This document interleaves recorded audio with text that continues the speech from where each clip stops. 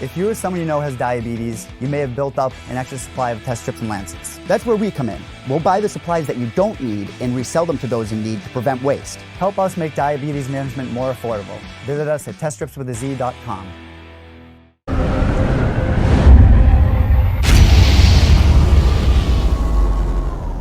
Anthony Smith joining us. He'll be back in action on Friday night on UFC Fight Pass, but this time he will be in a team captain / coaching role as he will lead Team Lionheart into the inaugural Kenektic submission grappling event. How are you, Anthony? I'm good, man. How are you? I'm doing great. This looks like it's going to be a lot of fun, and I'm happy to have you here to talk about it because not only is the performance of the competitors important on Friday night, but you as the team captain and coach, the strategy you put together, which could very well be right on the spot at times, makes things very interesting. So how excited are you to be a part of this event from a strategic perspective? Yeah, that part is the part, honestly, that interests me the most, and I think that's going to be the funnest part for me. Obviously, I think it's clear at this point to everyone that I'm a jiu-jitsu guy, and I'm a huge fan of the sport, and I'm super excited to put more jiu-jitsu content out there in general. I think that there's not enough of it. There's not enough places for people to compete. As far as the strategical part of it, that's what I'm most excited for is to go up against minds like Chael and Chris Lytle and especially Craig, and just kind of battle it out on a little bit of mental warfare and figure out whose games are going to match up against whose. And I think that's going to be a lot of fun. You know, I think me and Chael are going to do a lot of chirping back and forth, trying to get under each other's skin and try to get over on one another as far as who we send out there, you know, on the fly.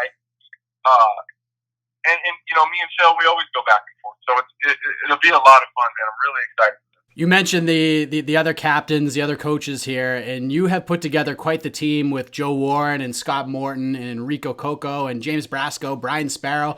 Some of those names might not be familiar with the MMA community, but in terms of the grappling and jiu-jitsu world, you're really not messing around here, are you? No, you know what, man? Everyone thinks that I put together some crazy team. There's only one, I went out and I just recruited all these guys that I didn't know. And that's not the case. The only person that I wasn't directly connected to was Enrique Coco. Everybody else, I'm super tight with and I train with all the time. So, and James Brasco, I don't know if anyone's noticed this, is actually a former opponent of mine. Him and I fought years and years ago, and I've always watched his progression through the jiu-jitsu world. And he's the one that was really connected with Enrique.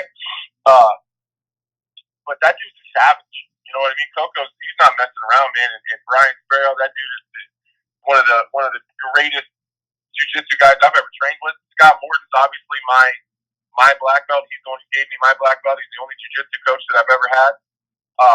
And Joe Warren, I mean, I think that dude just speaks for himself. You know what I mean? He's a gamer, and that dude can grapple. So I wasn't just doing this just to get my name out there and just to do something for fun. I'm coming to win. As a competitor in the cage, how much of a competitor would you consider yourself out of the cage in this coaching aspect? Like you talked about how you and Chael are going to be kind of chirping back and forth at each other. Are you expecting to carry that competitive chip on your shoulder in the coaching realm as well? Oh, absolutely, man. I'm a firm believer that you got the people that you see that are super competitive in the octagon, they're just like that outside of it, and that's the reason we are where we are. I'm competitive in anything. I race my kids to the car when we leave the grocery store. I mean, we're constantly competing, man, in every aspect of life. Me and my fiance, we compete in everything. Me and my friends, it doesn't matter what it is, whether we're playing bags out in the yard or whatever it is. You know, like we'll race home from the store in the neighborhood. I mean, that's just how we are, and it'll be the same exact way during this event. You know, I want to win, and I want these other guys on my team to get their names out there a little bit more in the jiu-jitsu world. Obviously, it's a small community, and everybody, you know, that's competing knows who I have on my team. But this is about opportunity as well. This is another way that people can compete and do it at a super high level within this community that we're in. That you know, it's not not big, and we want to keep growing it. With this unique team and individual-oriented rule set that we're going to see on Friday, I was talking to Uriah Faber yesterday, and he was saying that this excites him because, you know, in the world of the NFL and the NBA and things like that, he thinks that with this sort of rule set and how everything's going to play out on Friday and moving forward in the future, this could be a good opportunity to make grappling, to make jiu-jitsu one of those kinds of professional sports. Do you feel like with the way this is set up that that's a possibility moving forward? Oh, absolutely. I think that this whole setup and the whole model that we're doing here, I just don't think that there's any way that it's not going to blow up and be super successful. You know, like there's really not any way you could do it like this, you know, in a fight sport just because of the strikes and the punches and the things that come along with that. But it's very similar to, you know, to a team sport like football. I think that that's a really good analogy that Uriah used there. And I think it could blow up. I think that once we get it out there and people see it, and then we can continue to build on that, I think that, you know, we can start having, you know, a situation where there's not just 4 teams, you know, where we get 10 teams and maybe eventually we end up with a season and then you can start highlighting these individual grapplers that are on a team, and people can start being fans of these individual guys that are on the same team. You know, I think it really, really could breed some really successful stuff. I agree with you 100%. And the rule set is just so interesting. And you talked about how important and how exciting the strategic part of Friday night makes you as the coach and the captain. But when you look at the list of rules and all the different variations of it, what's the one rule that makes you think, man, this is just really interesting? There's a couple. You know, the weight limit. The weight limit was a tough one, if I'm being very honest. It's just hard. You know, you gotta, for example, the strategy part of it started for me immediately before I even put my team together. I purposely didn't get my team out there until the very last second because I wanted to see who everyone else had. For example, you have Craig Jones. Now, who the hell are you going to get to beat Craig Jones, right? That's a tough one. But I don't actually need anybody to beat Craig Jones. I need someone to stick with Craig Jones for 8 minutes. That's all I need. I don't need anybody to beat him. I just need him off the mat. And that's how I started putting my team together. I know, I'm so connected in the jiu-jitsu world, and there's no more than one point of contact to any person that I want to get to. So then I started looking at, all right, who are these guys that I'm super fans of and that I really enjoy training with, and I know them, I know their game in and out.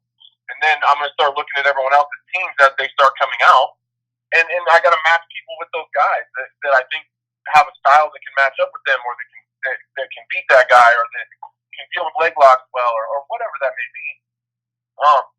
So I think that the weight limit was tough because you get a guy like Craig Jones, you would typically think the bigger the guy, the better.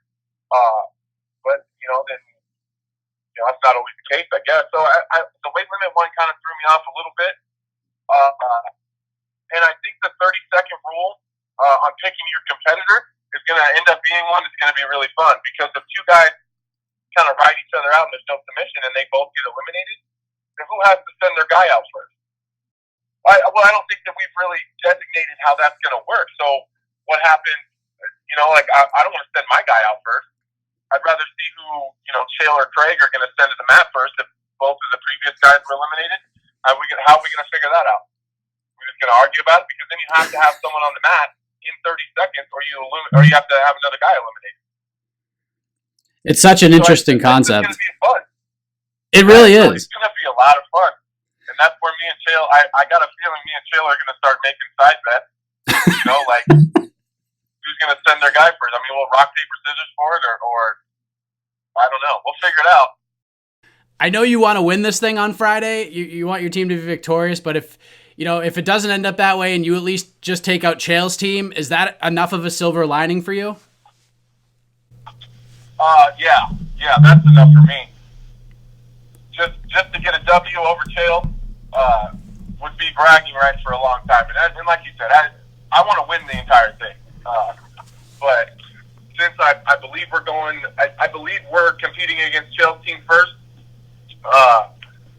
that'll be a lot of fun. I couldn't tell you how many guys contacted me wanting to be on my team, just hoping for an opportunity to choke Chael Sonnen. That is hilarious. We look forward to your coaching on Friday. But real quick before we let you go, man, speaking of you and speaking of, your competitive nature, your fighting career, how is the hand and the road to recovery?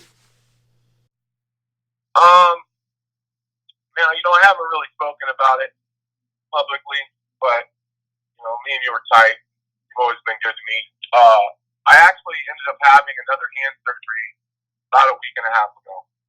So the first one failed.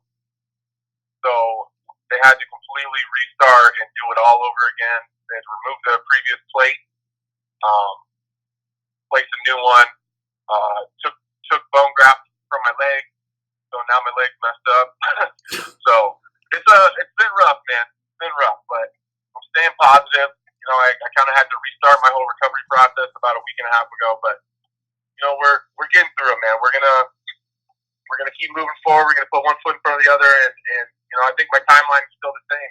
I still think that it's still gonna be that January, early February time. Well, sorry to hear about that, and I'm glad you're keeping a positive mindset, and I'm excited to see you do some coaching. You versus Chael in the first round. How can that not be exciting? So thank you for the time, Anthony. All the best to you and Team Lionheart, and we look forward to seeing all the action take place in the inaugural event on Friday night.